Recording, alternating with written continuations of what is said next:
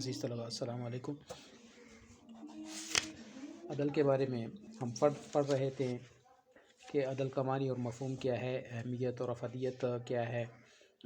وہ مت العدل بینکم، اور مجھے حکم دیا گیا کہ میں تمہارے درمیان انصاف کروں۔ تو ارشادات نبی صلی اللہ علیہ وسلم کی روشنی میں عدل پہ بات ہو رہی تھی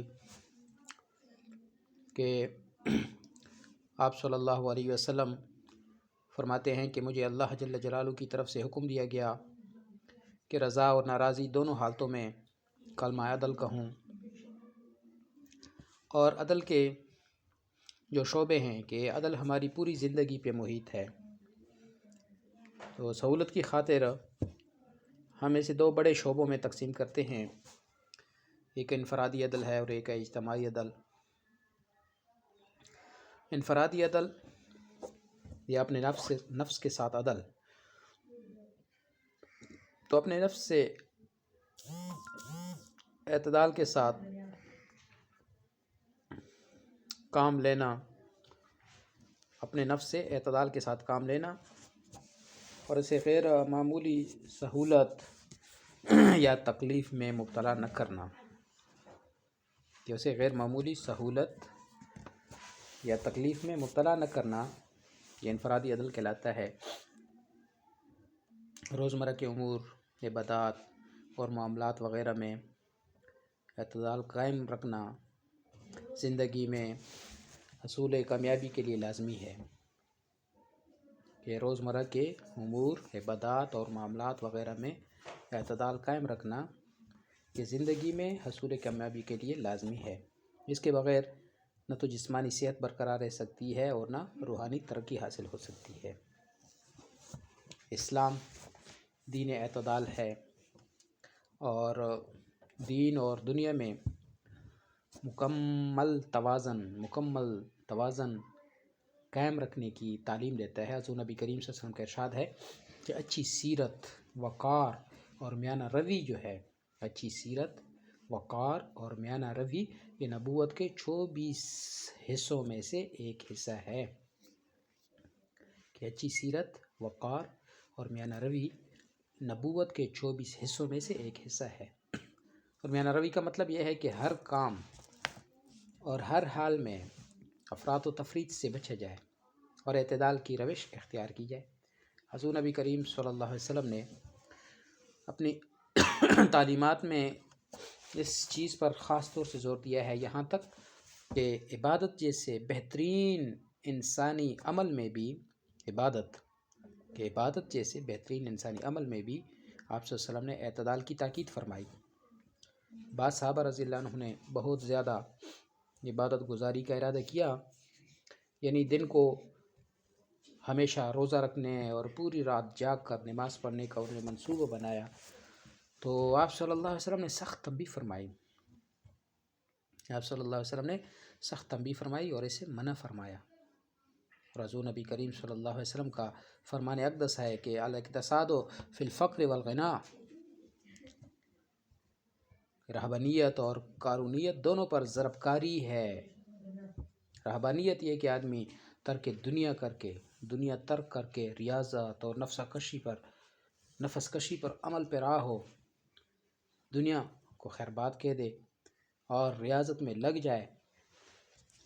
اور قارونیت یہ کیا ہے؟ صرف مادی ترقی کو انسانی ترقی کی معراج سمجھ لینا کا نام قارونیت ہے، کہ مادی ترقی کو انسانی ترقی کی معراج سمجھ لینا یہ قارونیت ہے۔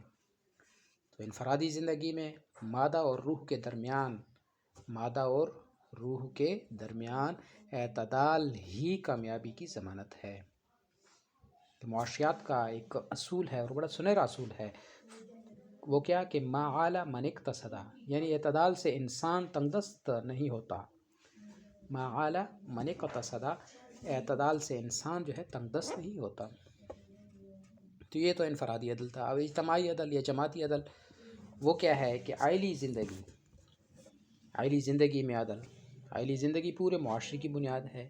وہ گھرانہ جنت کا نمونہ ہوتا ہے کہ جس میں میاں بیوی، والدین اور اولاد ایک دوسرے کے باہمی حقوق عدل و انصاف سے ادا کرتے ہیں، کہ جس میں میاں بیوی، والدین اور اولاد ایک دوسرے کے باہمی حقوق عدل و انصاف سے ادا کرتے ہیں، وہ گھرانہ جو ہے وہ جنت کا نمونہ ہوتا ہے۔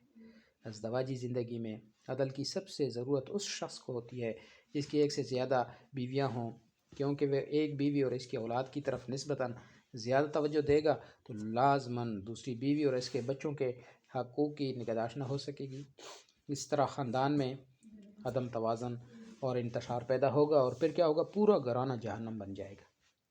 یہی وجہ ہے کہ اسلام نے جب بعض خصوصی حالات کے پیش نظر ایک سے زائد شادیوں کی اجازت دی تو عدل کے ساتھ، اور وہ کیا تھی، سورۃ نساء کی آیت مبارکہ میں فرمان ربی ہے فَإِنْ خِفْتُمْ أَلَّا تَعْدِلُوا فَوَاحِدَةً، پھر اگر تمہیں اندیشہ ہو کہ انصاف نہ کر سکو گے تو ایک ہی کافی ہے۔ تو اس آیت سے ظاہر ہے کہ اگر ایک آدمی اپنی بیویوں میں عدل قائم کرنے کی قوت نہ رکھتا ہو تو اسے فقط ایک ہی بیوی پر اکتفا کرنا چاہیے، اور عدل سے یہاں مراد نان نفقہ، مساوات، برابری قائم کرنا ہے۔ حضور نبی کریم صلی اللہ علیہ وسلم نے اپنی ازواج میں عدل کا بہترین نمونہ پیش کیا۔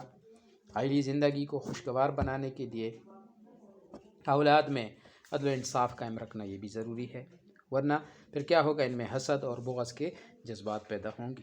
اسی طرح معاشرتی زندگی میں عدل ہے، تو عائلی زندگی کے بعد معاشرتی زندگی، اس میں بھی عدل بہت ضروری ہے۔ باہمی تعلقات ہیں، دیگر معاملات ہیں، اگر عدل کو ملحوظ نہ رکھا جائے تو پھر کیا ہوگا، معاشرہ جو ہے بے انصافی اور عدم توازن کا شکار ہو جاتا ہے۔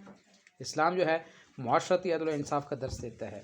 اسلام کی نظر میں تمام ابن آدم انسانی شرف میں برابر ہیں، تمام ابن آدم جو ہیں انسانی شرف میں برابر ہیں۔ فرق یہ ہے کہ کسی کے حق میں ادب و احترام کا پہلو زیادہ ہے اور کسی کے حق میں شفقت اور محبت کا پہلو۔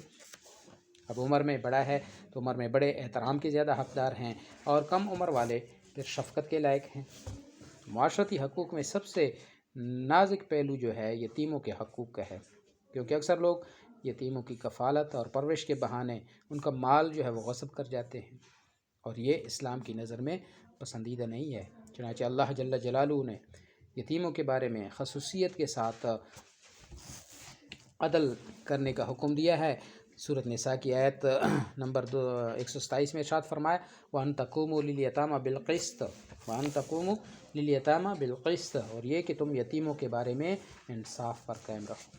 اور اسی طرح ناپ تول میں عدل ہے، یہ بھی اجتماعی عدل میں آتا ہے۔ تجارت، خرید و فروخت، اس میں بھی اسلام نے عدل و انصاف کو ملحوظ رکھنے کا حکم دیا ہے۔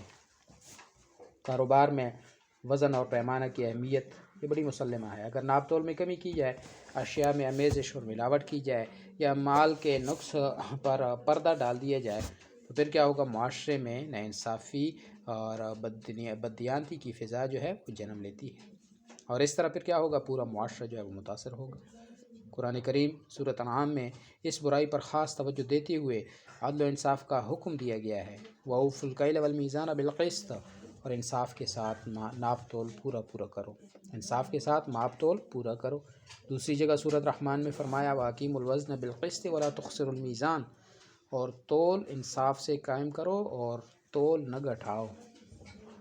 قوم مدین، حضرت شعیب علیہ السلام کے زمانے میں یہ قوم تھی، ایک سخت عذاب سے وہ دوچار ہوئی، اور کیوں دوچار ہوئی کہ وہ معاملات اور تجارت میں بددیانتی کرتی تھی۔ تو عدل و انصاف سے کیا ہے، انفرادی اور اجتماعی فوائد حاصل ہوتے ہیں۔ عدل کا سب سے بڑا فائدہ یہ ہے کہ اس سے معاشرے کو استحکام حاصل ہوتا ہے، حقدار کو اس کا حق مل جاتا ہے، اور پھر کیا ہوتا ہے، وہ مطمئن ہو جاتا ہے۔ ظالم کو اس کے ظلم کی سزا ملتی ہے، اور آئندہ وہ کسی پر ظلم کرنے کی جرات نہیں کر سکتا۔ غریب اور کمزور لوگوں کی زندگی جو ہے وہ محفوظ ہو جاتی ہے، اور امن و سکون حاصل کرتے ہیں۔ اس طرح ایک صحت مند معاشرے کا قیام جو ہے وہ عمل میں آ جاتا ہے۔ پھر معاشرتی مساوات ہیں۔ اسلامی عدل کی نظر میں دولت، رنگ، ملت، مذہب، عقیدے کی کوئی قید نہیں، تمام افراد کو یکساں نظر سے دیکھا جاتا ہے، اور اسی وجہ سے معاشرے میں مساوات قائم ہوتی ہے۔ اور پھر دنیا کی بھی کامیابی کہ اعتدال کرنے سے انسان افراط و تفریط سے بچ جاتا ہے، اور یہ ایک ناقابل تردید حقیقت ہے کہ اعتدال کی راہ ہی زندگی میں کامیابی کی ضامن ہے، کہ آپ صلی اللہ علیہ وسلم فرمایا خیر الامور اوسطها، خیر الامور اوسطها۔ اور آخرت میں اجر، ایک عظیم اور اخلاقی فضیلت عدل کی ہے کہ جس کے لیے آخرت میں بڑے بڑے اجر کا وعدہ ہے اور اسے اللہ جل جلالہ کے ہاں خاص مقام حاصل ہے۔ حضور نبی کریم صلی اللہ علیہ وسلم نے ارشاد فرمایا، جو لوگ اپنے ماتحتوں میں جن کی ذمہ داری ان کے سپرد کی گئی ہے انصاف کرتے ہیں، وہ خدا کے پاس نور کے میناروں پر ہوں گے۔ اور آپ صلی اللہ علیہ وسلم نے ظالم حکمران کے سامنے حق و عدل کی بات کہنے کو افضل ترین جہاد کہا ہے، کہ ظالم حکمران کے سامنے حق و عدل کی بات کہنے کو آپ صلی اللہ علیہ وسلم نے افضل ترین جہاد کہا ہے۔ آپ سے فرمایا، افضل الجہاد کلمۃ عدل عند سلطان جابر، افضل الجہاد کلمۃ عدل عند سلطان جابر۔ لذا آپ صلی اللہ علیہ وسلم کا ارشاد ہے کہ قیامت کے دن امام عادل پر خدا کا سایہ ہوگا، اور عادل حاکم کی دعا قبول ہوتی ہے اور وہ جنتی قرار دیا گیا ہے۔ انصاف کرنے والوں کا معاوضہ حب الہی ہے، ان اللہ یحب المقسطین، بے شک اللہ جل جلالہ انصاف کرنے والوں سے محبت رکھتا ہے۔ اور عدل جو ہے یہ تقوی سے قریب تر ہے۔ قرآن مقدس میں ارشاد باری تعالیٰ سورۃ مائدہ میں اعدلوا هو اقرب للتقوی، تم انصاف کرو کہ یہ تقوی کے زیادہ قریب ہے۔ تو عدل سے کمزور طبقوں کے حقوق کا بھی تحفظ ہوتا ہے، کیونکہ عدل سے جان، مال اور عزت محفوظ ہو جاتی ہے اور لوگ ایک دوسرے پر دست درازی نہیں کرتے۔ سورۃ بقرہ میں فرمایا وَلَكُمْ فِي الْقِصَاصِ حَیَاۃٌ، اور تمہارے لیے قصاص میں زندگی ہے۔ المختصر کہ اسلام نے عدل و انصاف کا معیار بلند رکھا ہے۔ قرآن نے عدل و انصاف کا حکم دیا ہے، جو فرد اور معاشرے کے اخلاق، معاشرت، سیاست کے ہر ایک گوشے کا احاطہ کیے ہوئے ہے، اور زندگی کا کوئی شعبہ ایسا نہیں جس پر اسلام کی یہ اخلاقی تعلیم حاوی نہ ہو۔ عدل جو ہے ایک نہایت اعلیٰ صفت ہے اور اسلام کا ترا امتیاز ہے، اور اسلام اپنے پیروکاروں کو اس اعلیٰ صفت سے متصف دیکھنا چاہتا ہے۔ تو اللہ تبارک و تعالی ہم سب مسلمانوں کو عدل کرنے کی توفیق عطا فرمائے۔ السلام علیکم ورحمۃ اللہ وبرکاتہ۔